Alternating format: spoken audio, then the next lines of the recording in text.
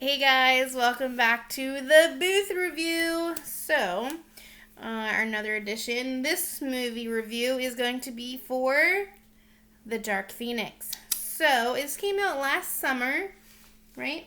Yeah, I believe so. Late summer. So, we heard, awful reviews about it. We really just didn't get a chance to watch it. Yeah. In theaters.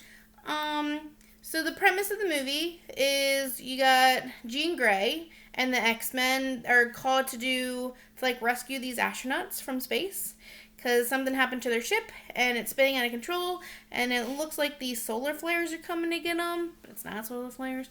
And so Sophie has to go into the ship and absorbs all this stuff and turn into the Dark Pheonix. Jean Grey. Well, Sophie Turner. Well, Sophie Turner. That's what I'm calling her. So then she's trying to figure this all out. Some more things go down. A lot more things go down. So we watched this on HBO. Mm-hmm. Just came out last week for their movie of the week. Overall... That came out yesterday. Oh, yeah, yesterday. But, okay. But other than that, I really like this movie. I don't understand what was happening. The only thing, we've discussed this, during the movie, because we're at home so we can talk a little bit. We try not to. The timeline. If you have not seen this movie, or if you've seen it, you will understand what I'm talking about. I don't understand the timeline, because it makes no sense. Some things happen that are going to mess with the future that has already happened. So unless this is Marvel-y type things where things are trickling off into other things, I don't understand what's happening.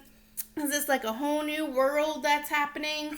Because the timeline does not make sense. We've discussed some of the main characters like Magneto and Professor Xavier. They should be older than they are. And they're 70, 80 years old at this point. They're not aging at all. I want to age like them, if that's the case. And again, we know this is movies and everything, but your timeline, bros, it's not making sense. That's more of a flaw on the franchise. Not so much this, and I don't, because it is on this movie as well.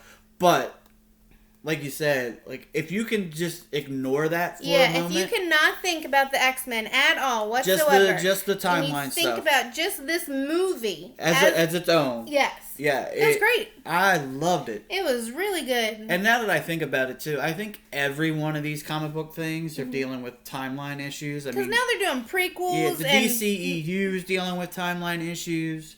Even Marvel now, because if you think about it, Marvel's got characters that are now 5 years ahead of others, if you think about it, as far as age and stuff like that.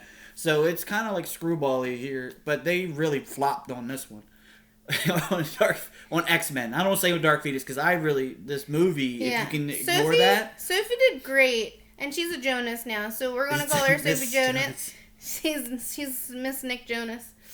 She did great. I loved her. Mr. Sophie Turner. Ooh, maybe that's how it goes. Either way, she did great. Yeah. I love the plot.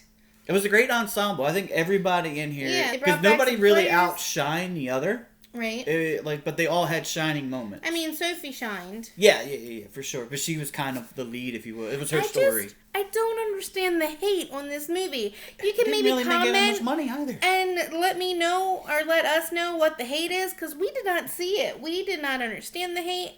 We loved it. Well, and shame on us, because we kind of got caught up in a little bit, because we read some of the art, some of the reviews on it. At least I did. And it just didn't seem like one I wanted to catch. And I was like, let's go see it. And he's like, the studio not. was ending. 20th Century Fox was ending. They were being bought out by Disney. So maybe that had something to do with it, too. Maybe they just didn't market it as well. Maybe. For the money and stuff like that. But no, that. reviewers didn't like it. Yeah, and I don't know why. Because there's particularly some sequences you mentioned earlier in the movie that happens, the sequence in space. He's obsessed with space, guys. So any movie that has a glimpse of something with space in it, there was only 10 minutes or so of this, but the stuff that happened in gravity space stuff, was really, really cool and really well done. And then towards the end of the movie, there's this train sequence. Oh yeah. And I'm at points I'm what did I how did people not like this? Exactly. When we're done, we're like, what is happening? Yeah, it was really, to me, I found myself enjoying it quite a bit for a movie that I thought I was going to give like a failing grade to in the beginning, because at first I wasn't sure if I even wanted to watch it. You were actually pushing to watch this movie. I was like, come on, we're literally quarantined. We have nothing else to do. Let's watch this. And now before every movie, we do like what we think that it's going to be, and we both said like C-, D+. I was in the D range. Yeah. I was like, okay. And then at the end, then we talk about it, which is, I think, super fun, because you're like, what expectation are we going in with? And then see if it met it or like. I had very low expectations, and then I walked out. I stopped watching it from on my couch, going, "Holy crap! I love this movie." Right. James McAvoy, he's my heart. I love him. He did great. Even though you don't like bald guys. I know, but the flashbacks with the hair. I don't really like shaggy hair, but I don't like bald. Sorry, bald guys out there. But Fassbender. He did great. Fassbender did great. I mean...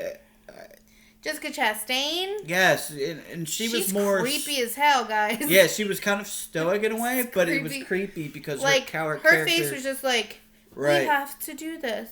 Like, no, like monotoned, no facial expressions whatsoever. Just like, we want to help you. Right. And I'm just like, oh god, she's creepy as hell. She was. And the other thing too that I really found, and of course I would, is the score, the music for this movie, and of course it's by my favorite guy, Hans Zimmer. And I'm just like sitting there like, how did this movie not succeed at some level? Yep.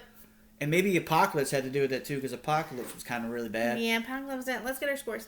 And so I mean, I really liked it. We really, really liked it a lot. And you're about to see why. Yeah. Are we ready? Or how much I liked it, at least. Ready, set, and go. Let's see what you got. Oh, an A-. I did a B-. See, oh look, I even put the HBO thing on it. That was the movie of the week, guys. Yeah. You catch it on HBO or on demand or one of the HBO apps if you have it. Definitely. So we're definitely saying see it. Yeah, for sure. I say see it. Especially I enjoyed the crap out of it. Yeah. I did not think I would. And it went from me thinking it was going to be a D to an A minus. So it's real fun doing that. So maybe you should do that. Yeah, so I totally recommend it.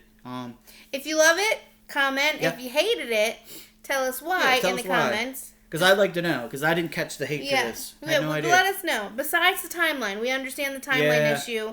Any other issue? Every one of them has the timeline issue now, though. It's gonna do it. Comic book movies. If they keep doing the prequels and the forwards and all that, something's gonna get screwy. Yeah. But we love that you listen and watch our reviews. Please make sure to hit that like button, subscribe to us. We have more movie reviews coming because of this quarantine. Everything. We have nothing else to do besides watch movies. So we're going to have a lot more to post. Yeah. So stay tuned. Hope you enjoy it. As always, thank you for watching. And on to the next. Bye.